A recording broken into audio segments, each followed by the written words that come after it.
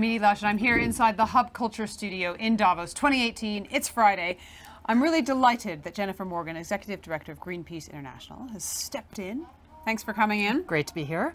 So I really want to focus on climate change, and I want to ask you how well we're doing. If we've already increased the Earth's temperature by a degree, and we want to keep it beneath 1.5 degrees, 1.5 to stay alive, as I remember Kumi told me back in Paris. Indeed.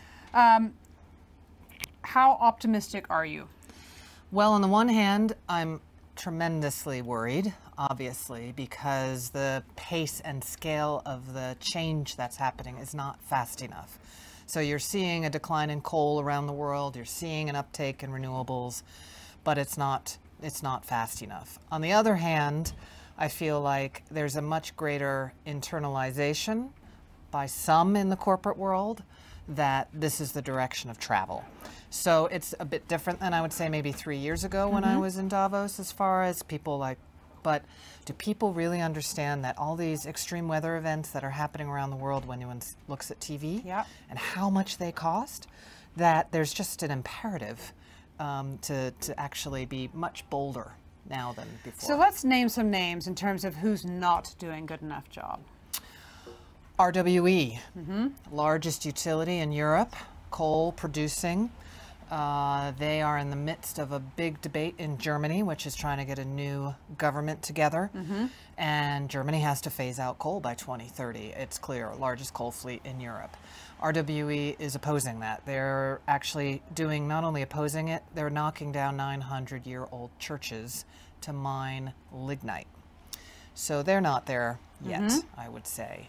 I think other group of companies, obviously the oil companies, just last week, Mayor of New York City said, I'm not going to ask my people, my citizens in New York, to pay for these damages from extreme weather.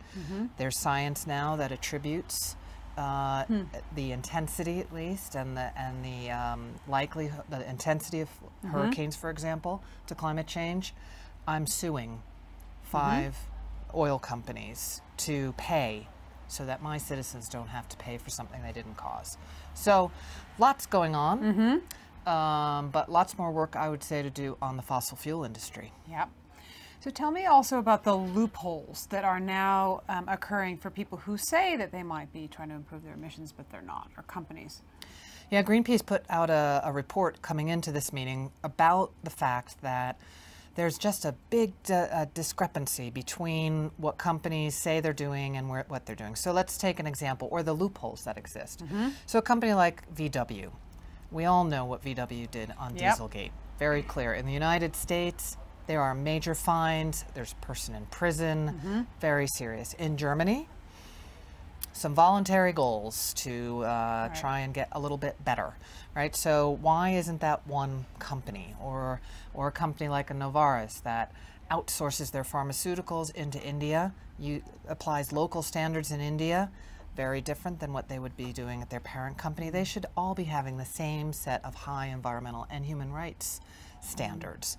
And right now, you know, the world sees them all as one company, but the law doesn't. There's also tax issues where a company will go and avoid taxes in a local place in a developing country. And so we just think it's important that people know about this, because you often hear about the problem, and I think people know things aren't going well. Also, the gap between rich and poor, and you tend to look at governments, but actually there's some really simple principles that if the companies would sign up to it, I think it would make it a better world. It has to be coming from the companies, right? Because we know that the partnerships, goal number 17 within the Sustainable Development Goals, is the fact that this is it's only going to happen if we all do it. So if we have companies, governments, and individuals and communities and groups like yours all working together. But it does seem to be, in terms of financing, getting to the Sustainable Development Goals, we need between $5 and $7 trillion every year invested, and that is going to come from the private sector. It is going to come from the private sector. The governments need to send the signals. We need loud, long, legal signals. So on renewable energy, we need to get those laws in place. A price on carbon would do the same thing, and we're looking at shifting where the money goes. There's a lot of money in the world, but it's going into the wrong things. So I think with some of those clear signals, if they don't come, then we believe that a corporate responsibility kind of company that cares about and is seeing the trends coming needs to do it anyway. Thank you so much for stopping by the Hub Culture Great to be here. Davos studio, and I'm Edie Lush.